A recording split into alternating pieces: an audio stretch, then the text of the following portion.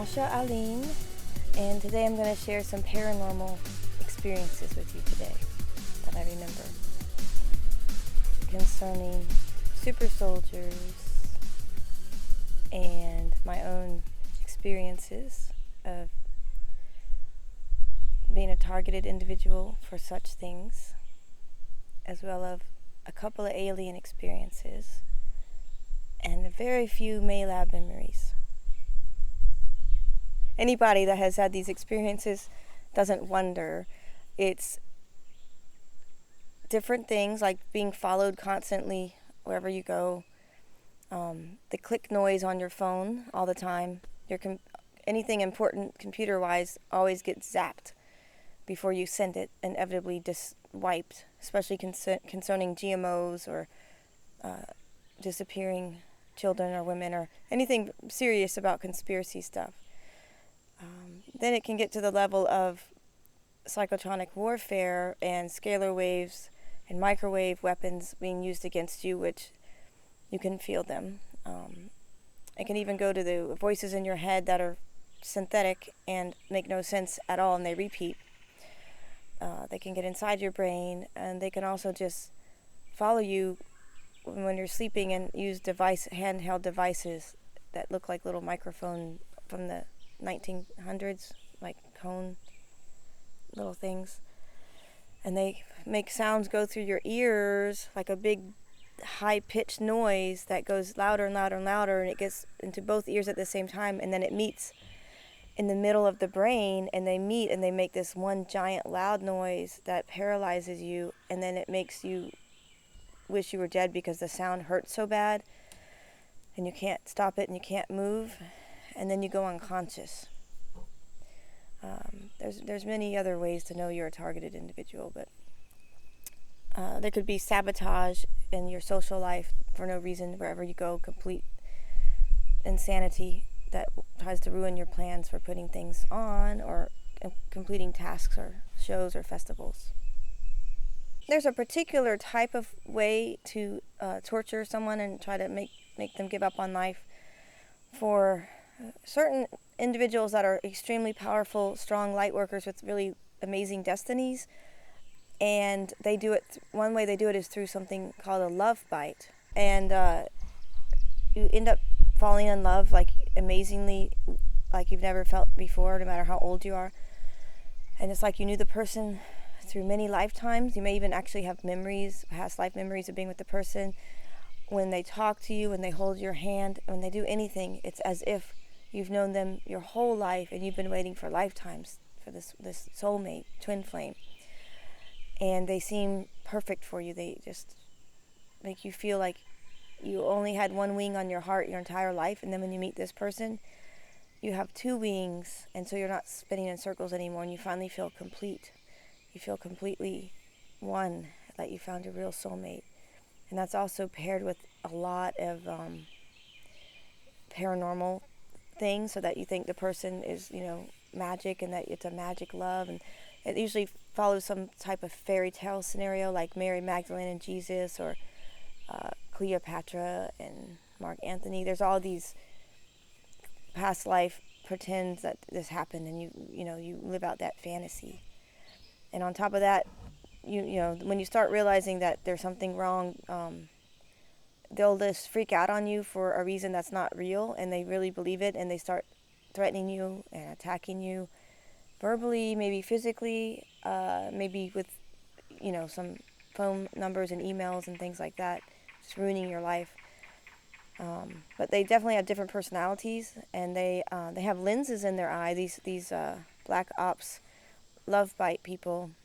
They usually have a chip or two. You'll find some scar on their body. Here's a good place. On the ear is another good place, sometimes behind the ear.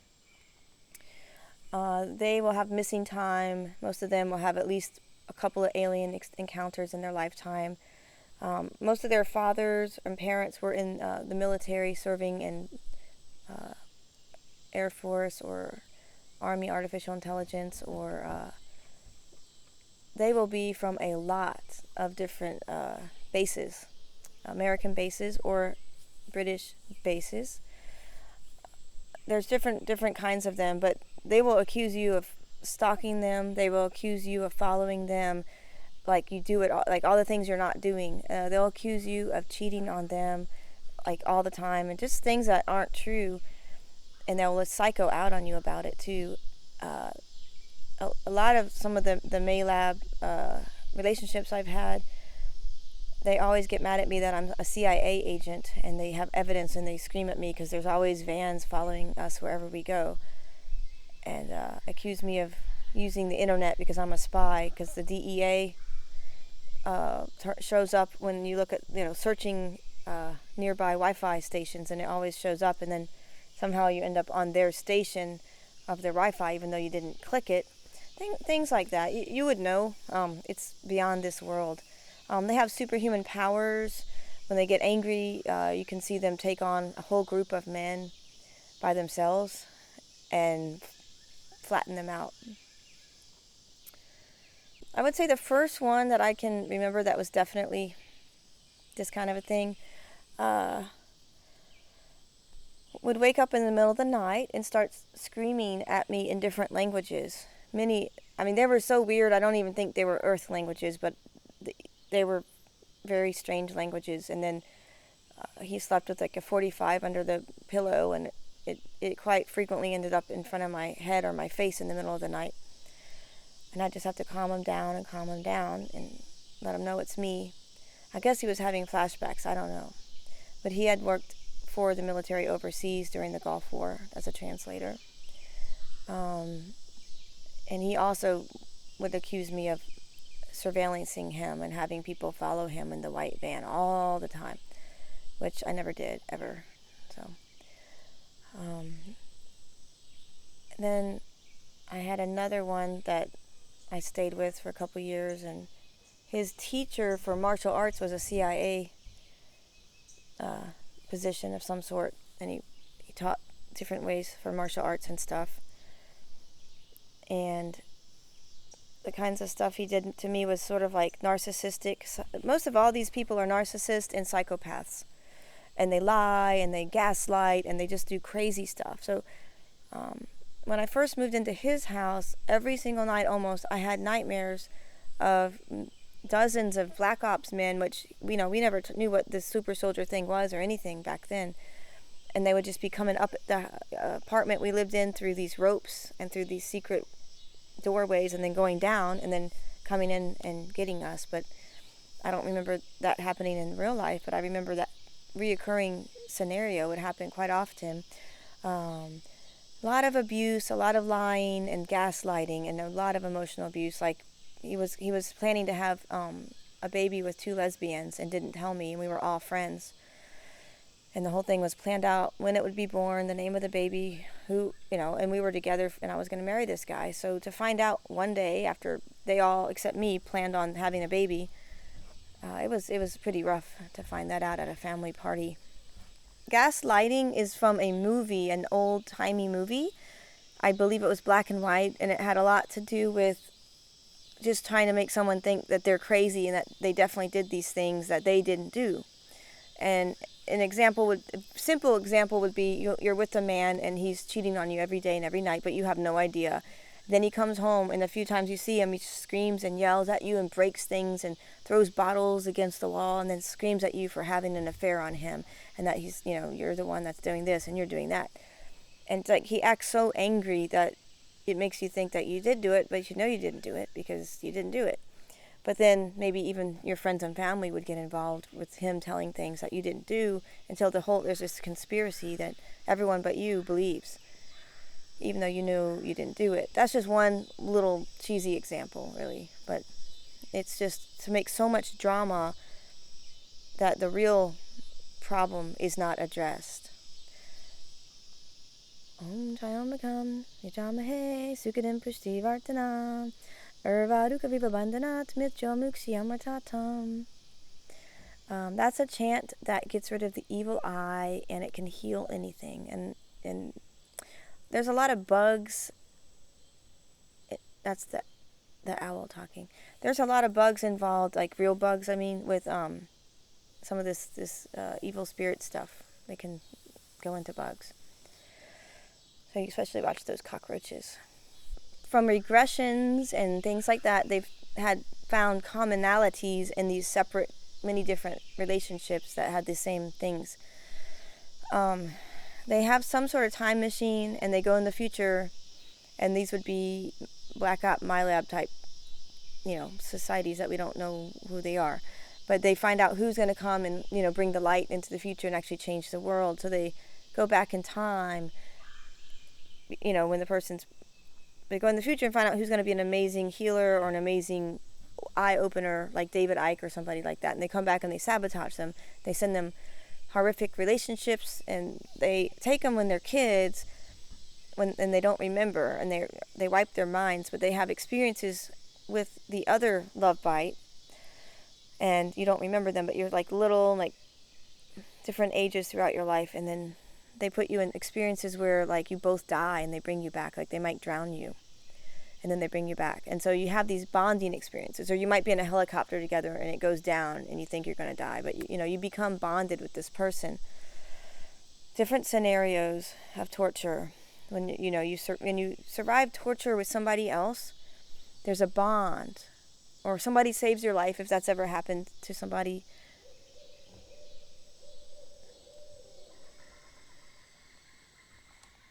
That is a confirmation from the animal spirit kingdom that you have an undescribable love for that person, of surrender and trust, and it's just out of this world. So even if it's erased from your mind, there's something in your soul that remembers. Or maybe that person saved you and you remember that, so you just have a love when you meet them, even though your mind was erased 20, 30 years later. You've had a couple near-death experiences with somebody.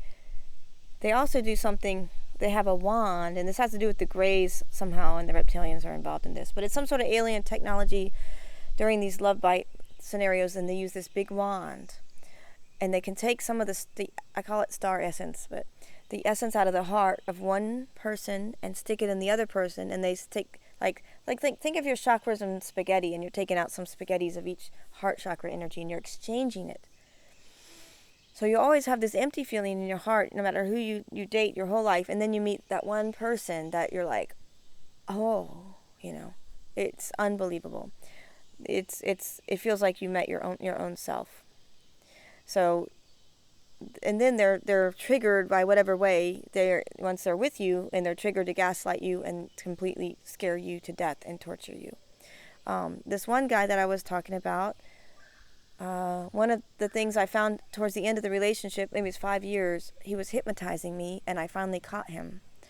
I can't actually tell you I remember any of the other times, but the way that it went down, I could tell he'd been doing it to me the whole time.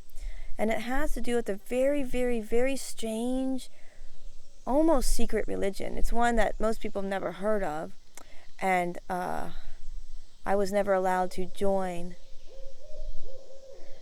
the private meetings, but it was called Ladihan, and I think it's from Thailand or Java, but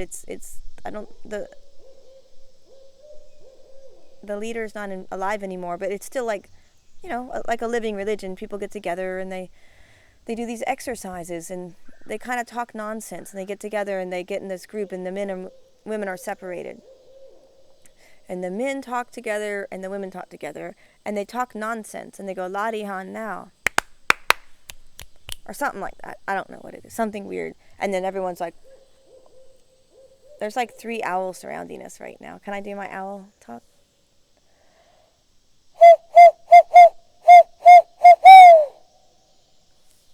Yeah, there's 4 owls. And this is broad daylight, so.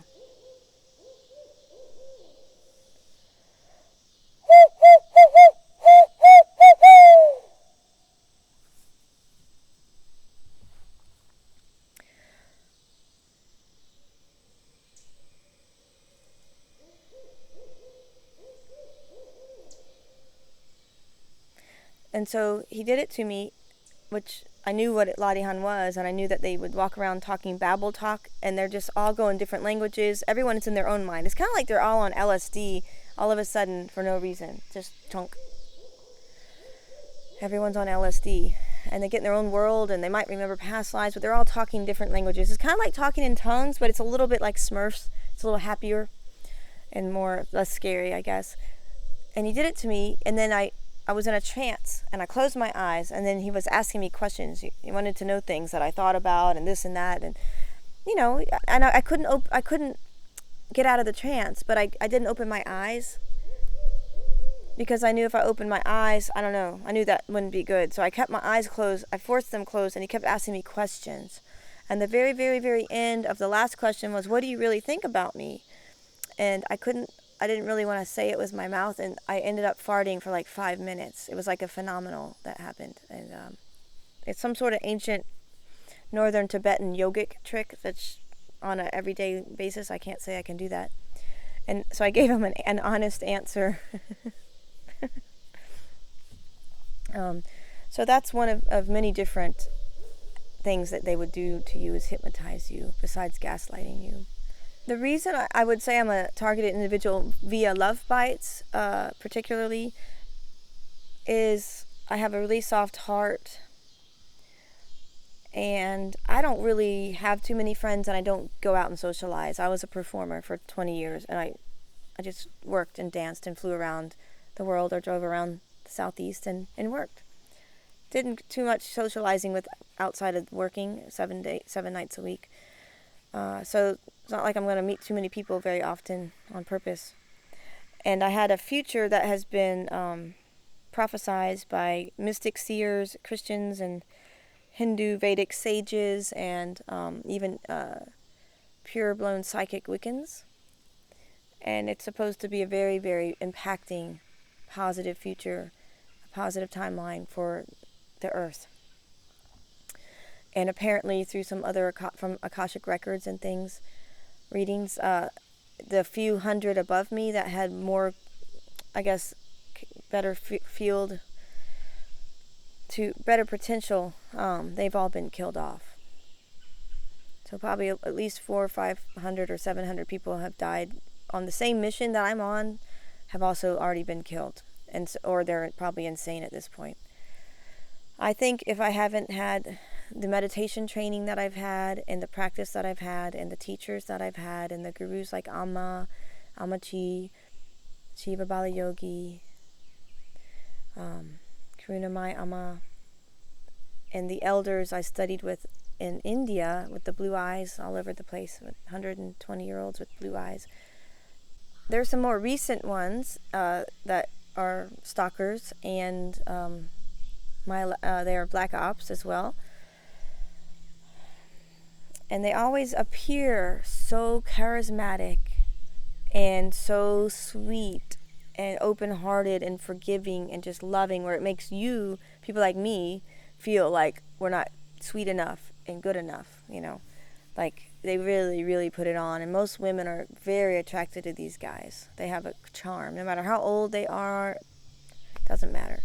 It's this sort of a Luciferian charm that the light, the angel of light, has this sexy thing going on, this charm. But it doesn't take long before the other altars start coming out from people like that. It does not take long. And you start seeing completely different people that are not connected to the other people that you've seen, the same person freaking on you and psychoing on you. One of the most horrific ones was a person who's now dead, supposedly legally dead, from a town in Alabama that I heard someone else talk about. The same exact town. It's a very, very small town, so the chances of her having these experiences and me in that same tiny, whiny little town, probably the same person. He could turn off your organs one at a time and kill you with his mind. And they turn black, and you can see them turn black. And your brain too. And it's scary. It's scary to have everything turned black. He can do total psychic stuff. Total amazing healer. He could heal anything. Chiropractic, supposedly, but then does all these other non-possible healing things. So these are some of the signs. They have abilities, psychic abilities. They're good at hypnosis. They're into sacred geometry and psychotronic. and scalar waves and sound therapy, those kinds of genres, because they're actually trained in those genres, and that's what they end up doing to make a living. This one person also was a head of multiple cults in multiple states, satanic cults that had younger adults under him. And for some strange reason, I could remote view some of the stuff he was doing, and I don't know why. I just had that ability with him. But he had kids in cages. I saw that. He had women that weren't in cages because they were so mind controlled, that they were so stupid that they didn't even notice that there was kids in cages, and that wasn't normal. So he had a couple of wives that they all thought that he was their husband, and they all were in the same place, not thinking that's weird. He used to do tons and tons of animal sacrifices on my property and leave blood and voodoo, like crows with their hearts pulled out and their legs chopped off, and all sorts of animals almost every day for like 3 years on my front or back porch. And they would also do magic with it. So the reason I could tell, I would have the vision in my head, and then I would wake up and open my door, and there would be another dead animal tortured to death.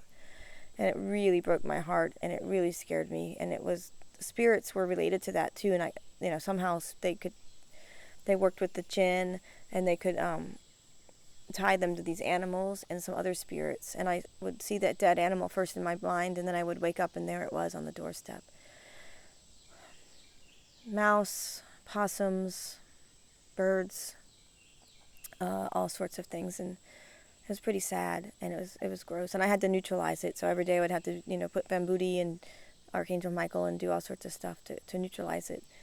My cat would freak out on all the spirits, and he wouldn't get near. He lives on pure squirrel and chipmunks every day, but he would not get near any sacrificial animal and the spirits attached to it. I remote viewed the whole cult coming down to my house a couple of times, and they all would wear black, and they have these matching black backpacks and black boots, and they run down. They come the hardest way possible to my house that you wouldn't think, and then they would wear these goggles, and that were night vision goggles, and they were kind of long and round and a little bit of red or something. They could see totally good at night. So they had all this gear to torture. I mean, why would someone give someone this expensive gear to torture me? Like, what did I do to these people? Nothing. And then I would sometimes have like weird things in my yard, like huge like giant circles that were just burned into nothing but black. I mean, just the grass would be gone. And so they would do all sorts of rituals there. He knew everywhere I was. I mean, he even got some professionals to try to kidnap me, and I just knew that's what they were. It was pretty obvious. They didn't belong in the places they were coming, and they couldn't get me because I always had bodyguards. And the grand finale was I was pregnant, and he sent a woman to my house that supposedly had a stroke that I was going to heal. And after she left, I got attacked by 1,000 daggers in my stomach area, and I felt each one, and I was sweating. I probably turned bright white and just sweated every bit of my body to the pain of being stabbed to death. I knew it was a psychic attack, but it felt real. And I clawed myself off the property because something said I just had to get off that property and I would be better. Well, I bled out that night and the next day. So I lost the child, and I went to meditate before I lost all that blood, and I saw those 1,000 daggers in that area, every single one of them, and they were all different colors. There's a lot of Wiccan and satanic phenomena that also happens with these love bites and these kinds of situations. One of them was getting stuck in the fourth dimension. That really sucked. And the closer you are to getting awoken, getting into 5D or having consciousness, you will be attacked. They can find you through your frequency, and they will follow you with black helicopters.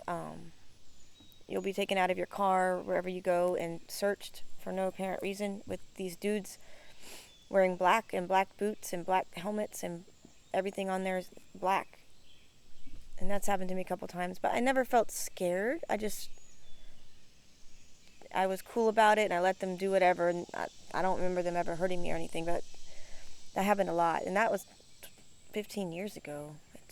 It's happened a little bit here and there since then, but there was a lot happening 15, 20 years ago. That's when I started meditating. I never saw any kind of symbols of any kind. I assumed they were humans because they acted like humans and they had bodies, but I didn't even see their faces because they had these helmets on. And I also saw them when James Rink and I met for the first time. They came earlier that day, and there was a dude hanging out of the helicopter with this, like, looked like a gun, and he was outside of the helicopter. It was all black, and it made lots of wind, and nobody else noticed it but me, and it was only 30 feet off the floor. But for some reason, I could see them. But at this one stage, I had these giant spiders. I'd open my door, and I'd have a spider web bigger than an extra, extra large pizza box. Way bigger than that. And there'd be like this giant spider in the middle, furry and big, and like basically the size of my face with his legs. If I didn't stop every morning, I would run my face into a spider. Then the spiders got worse and worse, and they started appearing in my house, and the webs would be this big, and spiders would be like that big and furry, and they'd be right there. And while I'm in the room, they'd be there, and then all of a sudden they'd be over there, and then it would be over there, and then it would be right there, and then it would be over there. It was impossible that a spider could break down his web that fast and then jump over the other side of the room less than 5 minutes. It keep appearing and disappearing like that. It was very, very scary. It sounds like, ooh, it's a spider, but no, it was something else going on there. And then I had extreme weird bugs that were following me and stalking me, and they were like giant cockroaches that had consciousness, and they would just stare me down and throw some bad energy at me. Yeah, it happens. It was bad. I ended up having to sleep with a squirt bottle full of 100% Everclear, and that was the only thing I could do, because they would just follow me and go around and look at me, and just, it was really scary. And then apparently a porthole was opened in my house by this one person who's dead now, supposedly, which I hope it's true, but I doubt it, where the bug doesn't exist. And I saw it 3 times coming into my bedroom, and the first time the voice of my own higher self said, go meditate right now. And I don't usually have that happen, so I was like, okay, usually I do it in the morning. Middle of the day, I went to meditate. I sat there, and all of a sudden it said, look at your bed. And I looked, and there was this big bug coming at my bed. It was a hard-shelled bug, and he was a cross between a scorpion with that tail and those pinchers, giant pincher things. And then it had, it was a part rhinoceros type of bug from South America, where it has these hard black spikes coming out of his mouth like this. And then he has a couple of horns, like 2 or 3 horns, like a rhinoceros. He's also part rhinoceros bug, and he has these horns coming out like this. And I've seen this bug 2 or 3 times, and once I caught him in my collie lunchbox, and I think he had 6 legs, and he had 2 giant long antennas like a cockroach, long ones. And I threw it outside into the woods, and I said, don't come back, because I don't kill bugs usually. And then another time he came back, and I got rid of him again. And then one day, I'm just sitting there, and all of a sudden, I walk on something, and I'm barefoot, and I feel glass go into my toe and my feet. I'm like, oh no. I've stepped on glass a lot, being a dancer, a barefoot belly dancer. You step on glass, it happens. And it's that same feeling. And so I knew that it would be hard to find, because glass is so clear, and it feels like it's this big, and it's like that tiny little dot. So I don't look at the glass. I just grab my foot, and I just pull it all the way up to my face, because I do yoga. And by the time I looked at it, it was that bug, and he was bigger than my thumb, attached his entire body on my toe, and had inserted those pincher things into me, and then wrapped all his legs around me. I couldn't get him off my toe. So I screamed my head off, because I don't kill bugs, but then there's a bug on me, and I don't know if it's a scorpion, if I'm poisoned to death and I'm going to die. And I finally get that thing off my toe, and I'm like giving him the finger and doing my mantras and telling that bug what I think about, I'm doing an exorcism on the bug. And okay, just imagine a bug, 6 legs plus all those weird things up top and the pinchers and he stands up like a horse on 2 legs going, "Rrr," and he's a bug, and he stands up on his two legs, and he goes like this with his pinchers. I mean, if I had a video of this, nobody would ever sleep again. So for years, I could not eat in my kitchen ever again because it was that horrifying. My cat, who lives on, he brings snakes home, chipmunks, beats up pit bulls for fun. He never stepped foot on the floor again in that house. He only would walk on tables and refrigerators and bookshelves. He was terrified from what happened to me, and that's just a bug. So it turned out that it was an interdimensional porthole bug, and I didn't get sick. I had no virus in me, but I studied it for a week. I talked to etymologists, and the bug doesn't exist. It's not a actual species or anything. So it was horrific. And I had a Akashic record lady close the porthole, and she really, really did. So I gave her my biggest smoky quartz, giant six-sided crystal that it's so black it looks like onyx, but it's actually smoky quartz. Because to me that was amazing that someone can close one of those nasty portholes of things coming in.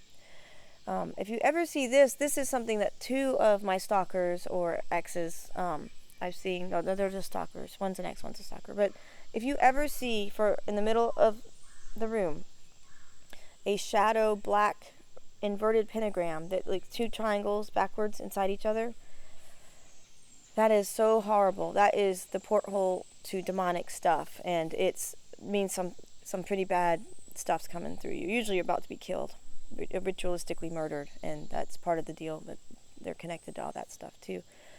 And I've seen that manifest twice, and I saw evil spirits, and I saw ghosts and things like that. So it took me years and years and years to shut that down. I just use intuition, for shopping and what my friends might need, or for business purposes. I just follow my intuition. And I like to do Turkish coffee readings and Vedic palmistry because it's kind of like, it's not really psychic to me. It's very you have evidence. It's kind of like being an investigator, and you can just read the evidence and then tell people what will help them. I have been able to start fires with my mind by accident when I get very angry, and I've probably had to call 911 a couple of times because I just stare at something and then there's a fire from across the road for no apparent reason, and I don't know why. So I try not to ever get mad at anybody and think bad things no matter what they do to me. I just let it go and I leave it up to God, and I know that that's not my job, I'm a pretty good healer. I can kind of tell why people hurt and what they need to do to fix it. I don't know if that's psychic. I kind of talk to animals. I can talk to wild animals. I talk to wild pumas, owls. I don't talk to them the way they do maybe on TV or somebody normal that's a professional animal speaker. I just love them when I see them, and I see them with my heart and my mind, and I see their greatness, and I let them know, I see you, I appreciate you, I see your amazingness, and they talk back to me. I don't really know what they say. They talk to me in their little, and I mimic what they say back, and that's all I do. Sometimes with wild cats, I'll do some yoga with them on the ground, or, I do cat things with the cats. And one time I stepped upon a wild vulture meeting in the early morning in Stone Mountain. I got lost one morning and ended up in this other side of the mountain with the mist, because I guess I got really off track. And there was this circle of maybe 30 or 40 giant vultures, black vultures. They were very big. I don't know if you've ever stood next to one. They're a lot taller than you think they are. And I didn't mean to invade in their privacy, but there was like a ritual going on, and they let me in, and they're like, yeah, it's cool. And I do a vulture dance from ancient Iran, and it's called Baba Karam. And part of the movements are like similar to a vulture. And their ancient Zoroastrian religions, they do really think highly of a vulture. And so I just watched them do their dance, and they had a circle, and two at a time would come, and it was kind of like ancient court dancing that they would do in Europe in the kings and queens days, and two at a time would come, and they would, male and female, and dance together, and they'd do the same move over and over again, the same two vultures, and they would leave, another two would come, it was over an hour. I mean, I was just in tears. It was a very holy experience to partake in for me. So I don't know if that's a psychic or that's just a experiencing the love of animals. So I had that experiences with many other animals, beavers, dolphins, giant tortoises that are thousands of years old plus, and other animals, black wild panther cats. We all have the potential, infinite potential of our own creations, our own willpower to manifest, truth and light and on earth and heaven on earth. And we can all really open up all our DNA strands and do amazing things like Jesus or Buddha. And so I think, some of us might do it in this lifetime and some of us won't. And I think it has a lot to do with destiny and actually doing the work and seeking and not giving up. And not giving up is very important. And we will all be able to change the world and make it better if we can do that. So that's my guess. I don't know. I have had my nadis read in India by ancient sage Augustus in Chennai, and my Maha nadis read in the Chodamboram area with the green emerald Shiva. Most of these men I'm talking about, I have seen them shapeshift, and it's not like you would think. I mean, what I see isn't a reptilian coming out of their faces. It's just usually when they're making love to you, you can open your eyes and you'll see this like shadow going in and out of like blue or green or black, but it's like this 3D thing going on, and you can see it morphing back and forth. It's very strange, and that to me that's shape-shifting because I've seen it. When I was younger, I did my own things to enlighten myself. I didn't know about all this stuff, and when I was a little girl, I was obsessed with staring in the mirror in the dark, and I would do this, and I don't know why. And I got obsessed with it. Every time I could, I would do it. So I would take all the towels, turn off the light, go to the bathroom, and get as close to the mirror as I could, and make sure there was no light. And I would breathe real heavy, and I would say, come on, come on, come out, come out. And this thing would come out, and it looked like a green, fluorescent sort of skeleton being, and we would stare at each other's eyes, and we would just have this fight. And I would say, come and get me. I'll beat you. I'm stronger than you, and this and that. I don't know. It was more mind stuff. Don't ask me why I did it. I don't even know what it was. But I was obsessed about it for a long, long time. And then one day I thought, well, maybe I'm crazy and this isn't really happening. And you could feel this energy happening. So I had two of my girlfriends, and this was right in high school. I didn't tell them anything. And I brought them into the school bathroom, and I turned off the lights, and I said, hey, I want you to look in the mirror and see if you see anything. And then I think I took my jacket and I closed the little bit of the light that might come in. And I did my thing that I do, and all of a sudden, I saw it. It's fluorescent green, like kind of skeleton-looking man guy. And they screamed their heads off crazy and just ran out of the bathroom. And they would never talk to me about what they saw. And I begged them. I said, please, please. And I said, well, can you at least draw me a picture? And they drew me a picture, and they both saw what I saw. So that's a kingfisher right there. They go under the water. So that, I don't know if I was a shapeshifter or if I was just bringing out an entity, or if I'm part reptilian DNA and that's in me. I don't know. I am Rh negative blood type, and that means no rhesus monkey, and probably means you have some DNA of reptilians, which not all aliens are bad, and not all reptilians are bad and evil, and every race is just like us, and they have their goods and their bads and their other sides.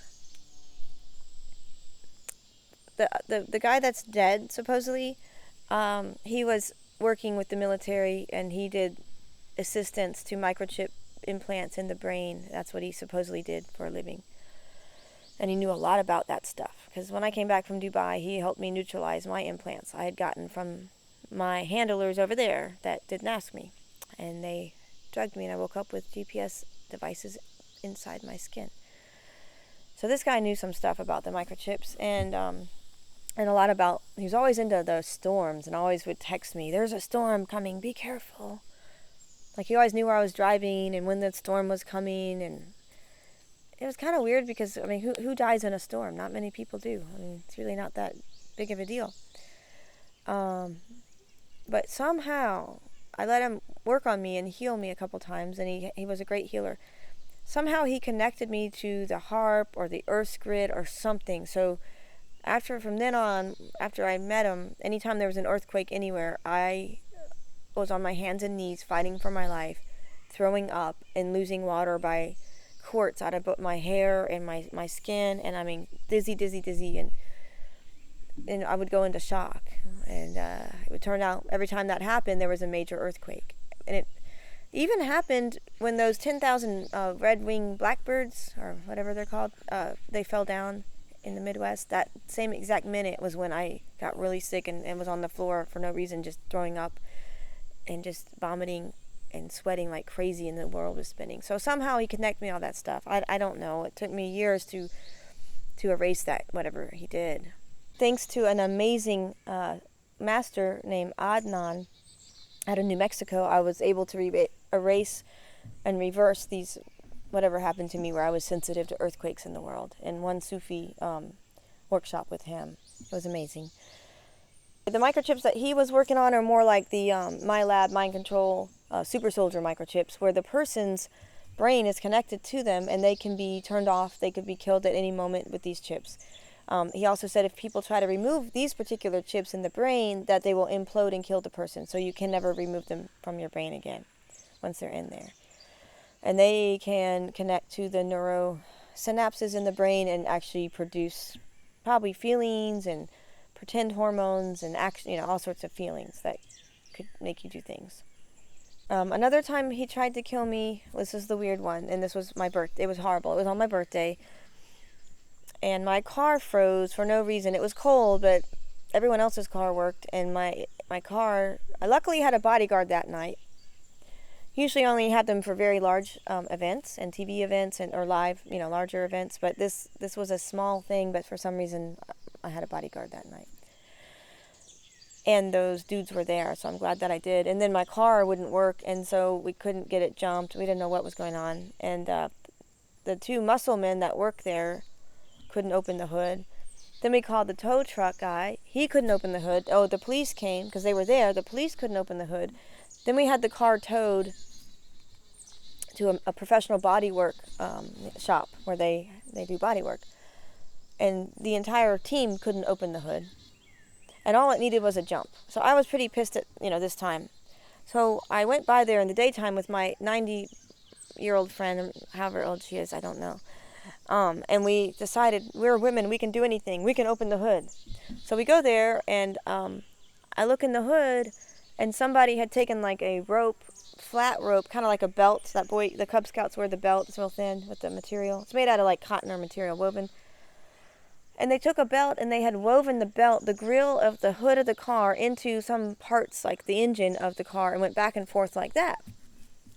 And so I was like, well, okay. And so I just started pulling it out with my hands. And it was like that long, maybe, by the time it was done. And my theory is it was DMSO and snake venom or some poison. And a couple hours later, I was so sick. Something said, you need to get in a salt bath quick or you're going to die. So I just made the strongest salt bath you can imagine and got in it. And then I got out and I started throwing up and peeing on myself and everything else and trying to not ruin the nasty, cheap carpet in the apartment while I'm dying. So basically I had the chief of police phone number on my speed dial because I have so many stalkers. And I'm like, I'm poisoned, and the poison control comes, the fire police come, the police come, everyone. I mean, I have peed and pooed and throwed up on everything I own in the house. And this was the one time out of all the gazillions of times that I've been sick and I've been attempted murdered and poisoned, many other times I've been poisoned. This was the one time I'm like, I'm not going to make it. I know I'm not going to make it. And so friend of mine was on my speed dial, and I said, I'm not going to make it. You need to call my Swami Kin. And then, so Swami Kin was, a master meditator that's in samadhi all day long. And so he had got my back, But it was still rough, and it was a long story, but it was hours and hours and hours of all those things. And the poison control came and they said that there is no antidote for whatever they gave me. And they tried to force me to go to the hospital. And they said, we can't leave until you have someone here. You better go. And I said, well, if there's no antidote, I'm not going to go. And they're like, well, we can't go. And so I decided not to go because all it would be is money. And I don't do well in those places. And I would come home and my cat's eyes would turn black. I'd be sitting there and all of a sudden black, black, black, black, black. And so I'd take my 2 hands and I would pray Archangel Michael in the name of Jesus Christ and the blood of Jesus and all that on my cat. And I would get zapped.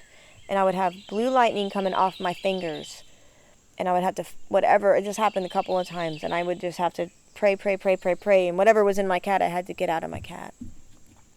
And before that happened, I do remember him showing me that somebody had punctured wounds into my cat and put in metals. And he showed me that all these things are in my cat now. And I'm like, okay, like I even believed him. But it was something weird in the cat's skin, so maybe he was right. Maybe he has another personality and he didn't know that he did it, or I don't know.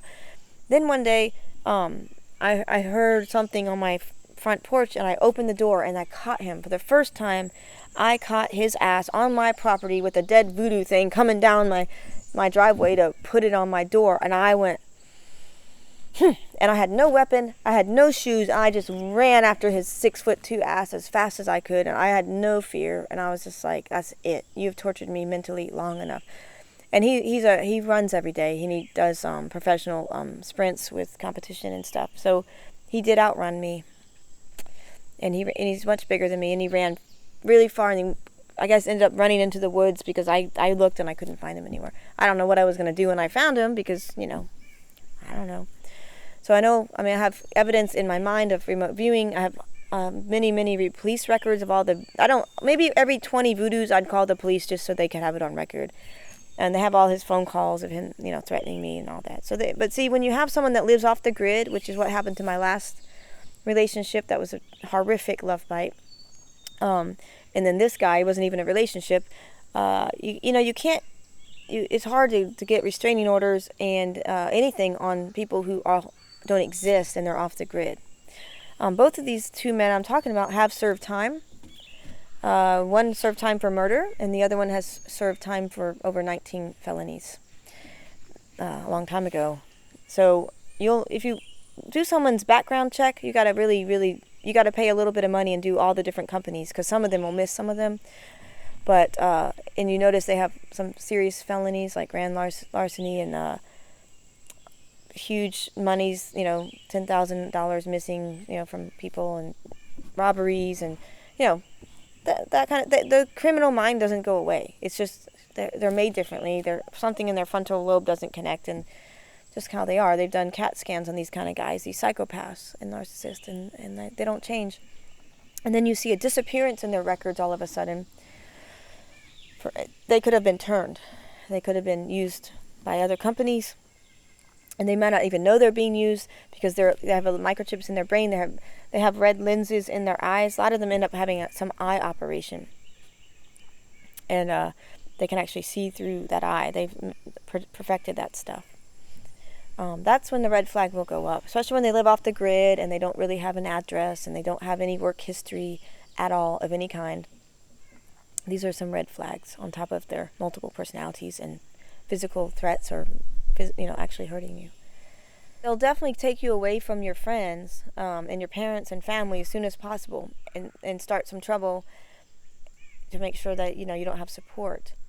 So you always want to have a new relationship checked out from some detached people that are very intuition people, and things like that. Have some other people be your pickers. That some women that have already been through this kind of stuff, some of the older women, they can really help you. Once you've survived one of these and you really realize what happened, and you got to heal the trauma first. I wouldn't even get into a relationship of any kind until you've healed your trauma. And how do you heal your trauma? Well, meditation is amazing, but you have to meditate correctly, and you probably need a master with you to get your brain trained. All sorts of therapies like regression and healing therapies are really, really good. Your body is used as a healing tool, like with some serious yoga and some dance and things like that can also heal. You definitely want a few advices of people that you've seen them before say that person's whack, and you find out later, oh, that person was whack. You know, they already have a good track record of knowing who's whack and who's not whack. Asia, Middle East, America, and probably Europe are pretty much all the same at that higher level. So yeah, you would have to be real careful. There's a lot of satanic stuff involved, as well as mafia stuff involved, as well as sort of the black ops stuff, so mind control stuff. So it kind of all, and sex slave. So it all kind of comes together.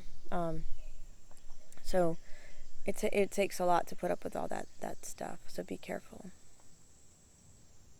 I'll share some of my alien experiences. I don't really think I've had too many at all. But I've had one or two every few years. So, but this is before I ever even studied aliens and ever knew about any of these things. So I just figured, okay, that was weird, and I never really put anything into it. But when I escaped from some serious kidnapping situation in Colorado many years ago, I got out. I was up for altar for the sacrificial ritual, I found out later. And I escaped barely. From then on, I had these beings at night surround my bed every night. There's many of them, and they were like people with no bodies or anything except blue in their, you could see their blue lightning veins. That's all I can say. And it's kind of like shadow beings, but I could actually see these like spider webs of blue.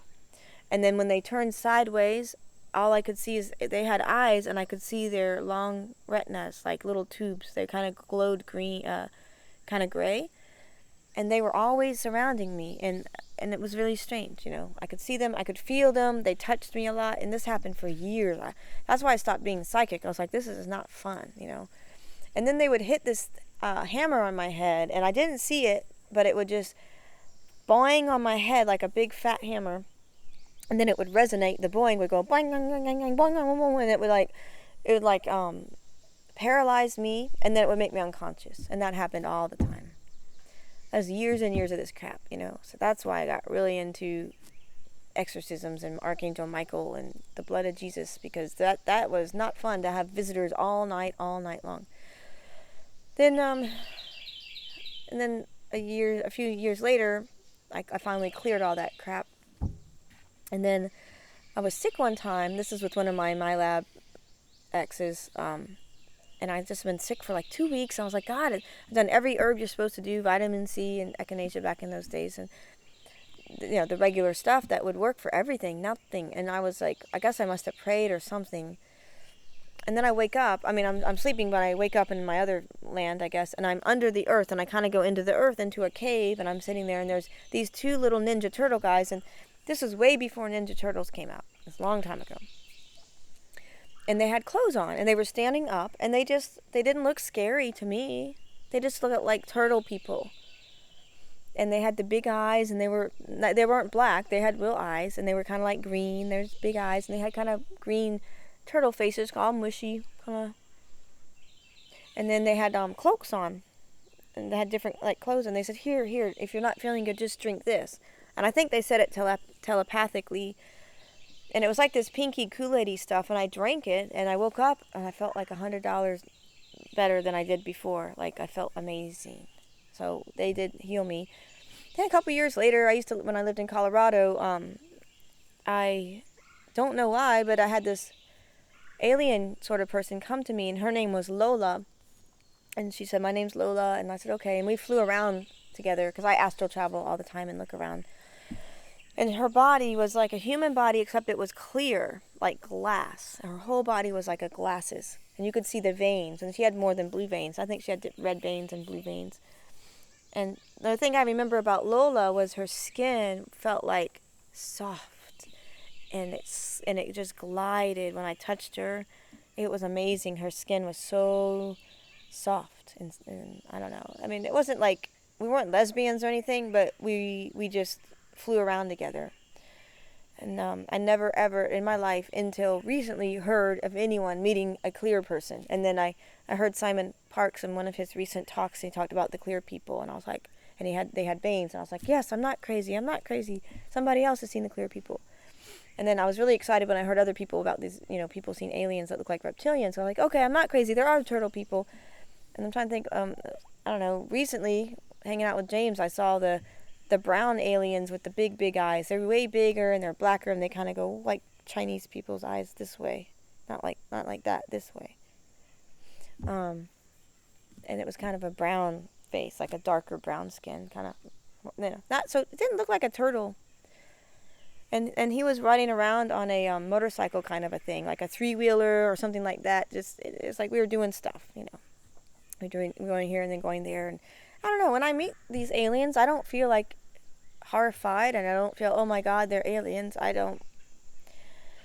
It doesn't seem to bother me at all, and it seems natural, and none of them seem evil to me. I have never seen that. I don't have any memory of seeing the gray or anything. Those are the only aliens I remember meeting right now. And then I have seen Shadow Man. The first time I met James in person, we did some healing work on each other, and we started meditating with the cube, and all of a sudden something jumped in the room, and he was as tall as the room, and he came out of the corner, and he was like 2D instead of 3D. And I never even heard of Shadow Man. I never heard of this phenomena. And he had the big long hat on and the big cape, like the detective from London, that show. Maybe Sherlock Holmes. But you kind of expect the guy to have at that point you think, where's the pipe? But I don't know. I didn't like it. I don't know if it was good or bad, but I was like, get out of the room, whatever you are. And he just left really fast. So I don't know what he was really. I have seen Jinn. Definitely had them after me. I got to dance with some of the best dancers in the world at some belly dance conferences, and one was from Egypt named Tito, the best Egyptian dancer, and he's amazing. And so I was at an after party, and all the people were dancing, but nobody knew who I was, and I knew I wasn't allowed to dance. Socially wouldn't be an appropriate situation. But my soul was like aching, and just to be free and dance with somebody like Tito on the dance floor. To learn. It's like a jinn when he dances. He's amazing. So I just prayed that night, all night long. Like, I was just like, God, I wish I could dance with Tito. Oh my God, he's amazing. And then all of a sudden, there's something looking at me, and I'm like, in the bedroom in the hotel, I'm like, what is looking at me? And I open my eyes, and there's a blue jinn, like 3 feet tall, maybe 2 feet tall, and he's just staring at me. And I'm like, okay. And then I close my eyes, and he's still staring at me, and I can still see him. I'm like, oh my God, look again, there he is. And he just looked at me, and he took his fingers, and he went, and this wonderful blue crystally light stuff just flew, and it went into my ear, and it just went into my body. And I don't really know what that was, but it was, I think, a blessing from the jinn. Then one time I was doing a dance at the Fox Theater for some shakes, and I had on 3 candles. I had 1 on my head and 2 in each hand, and I was doing my eyebrow Indian dance. And the beat was the last 3 beats, and my eyebrow went up, and my nostril, without me doing this, closed and went, and it blew out 1 candle, and my other eyebrow went up, and it went, and it blew out the other candle right on the beat, and everybody happened to be watching, because I was on my stomach with my foot over my head doing some sort of weird, I don't know what I was doing, but I was definitely on my stomach, and my elbows were holding the fire, and that to me was a jinn, because I can't do that. If I had to go like this if I'm going to blow out candles with one, because I would blow out both candles if I went like that. So I think I got some jinn powers for dance. Jinns are still on Earth. Supposedly they were the humans on Earth. They were jinn a long time ago, King Solomon days. And now they're in they're in another dimension. But you can still conjure them up, and they do this in Morocco, maybe some Istanbul, some other places. But you can pay someone.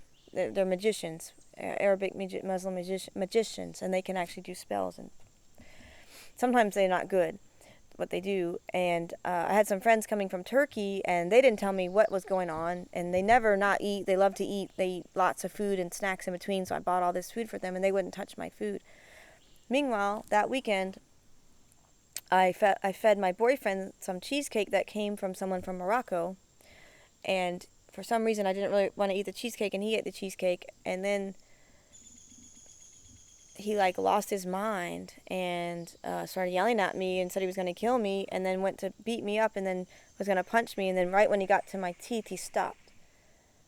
in the middle of the room. And I still broke my teeth. And I don't know if it's me going like this or his chi was so strong. But whatever, my molars all broke and cracked, and I had to go get that fixed. Well, the next day I brought my girlfriend into the room, and I didn't really tell her what happened. And I sat her down in the chair right where I got hit, not thinking that I should have cleared the energy. And I didn't tell her anything, and I was going to do some healing work on her. And I turn around, and I hear her screaming her head off. Like, ah! And for no reason, she's sitting on the chair, and she absolutely flips over the chair and flies in the air and does a cartwheel, hits her back of her head on the frame of the door, then falls again, and then I think she fell on her head on the radiator, and then fell on the floor, and she started screaming her head off. So I'm a dancer. I'm trained in classical dance in so many different cultures.